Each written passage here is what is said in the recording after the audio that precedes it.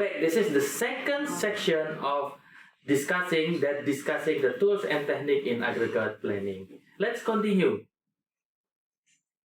Let's continue our discussion to the next aggregate planning strategy. We still have two more strategy that we will use, which is subcontract and also using hiring and layoff. Let's take a look at the same example that we used in the previous video. There is a company having the expected demand for the 6 months, in total 6,200, and the production days for 6 months 124. So in average we have 50 units per day. This is the cost profile of that company. Then we continue with the aggregate planning strategy using the subcontract. In this strategy, what we can do is try to find out the minimum requirement, which is the demand per day that is lowest among the 6 months in here.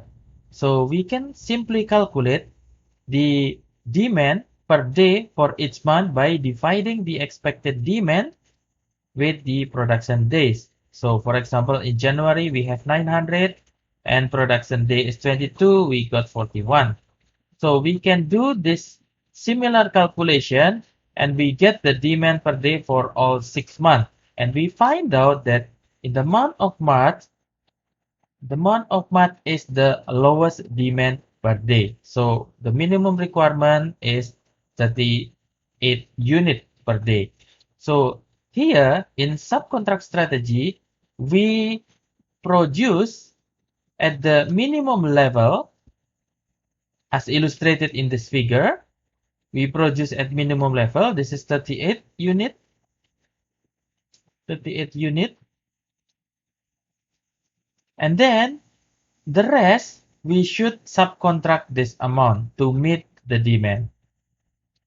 So here we can calculate that in-house production is 38 multiplied by 124 days, in total this much.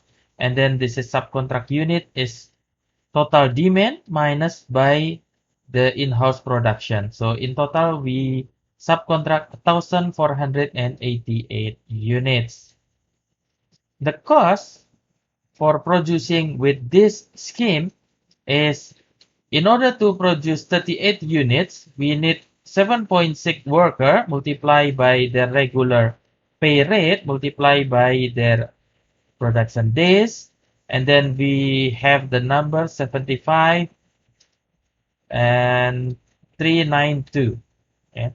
75,392. And subcontract, this much, 1,488 multiplied by 20 resulted this much. And then we have the total. When we sum up this regular time hour plus subcontract, we will have this number. 105,152. The hiring and layoff strategy is the strategy that we will discuss. Consider the situation, the same number that we will use, for explaining about the hiring and layoff strategy in aggregate planning. The assumption, the scheme that we will use is we produce equal to expected demand by changing number of employees. So we will produce exactly the same like the demand, like illustrated in this figure. Let's see how we can calculate using this strategy. In the month of January, the forecast unit is 900 and the daily production rate, this is the baseline, is 41. So we can calculate the production cost based on the demand multiplied by 1.6 multiplied by 10 units per hour.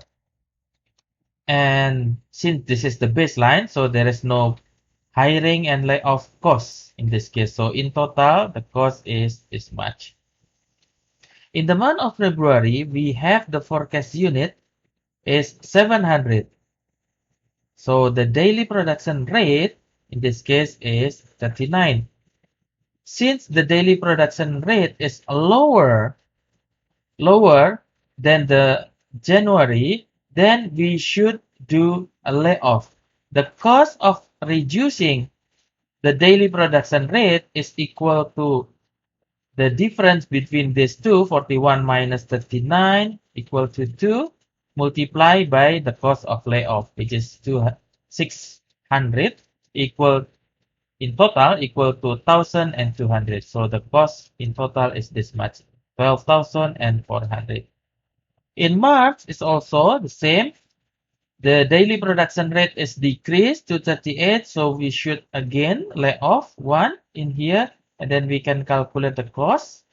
And then in the month of April, it is increased from 38 to 57. So this is about 19 increase. So 19, we should hiring in this cost. So in this case, we should hire a new employee. So 19 multiplied by 300 equal to 5,700. We can do the same calculation for the other month in May and in June.